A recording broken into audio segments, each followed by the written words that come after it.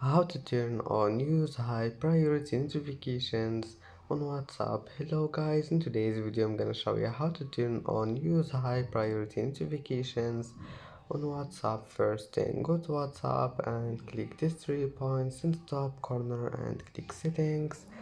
Here you will find this one, notifications. Click on it and then just click this one here, use high priority notifications.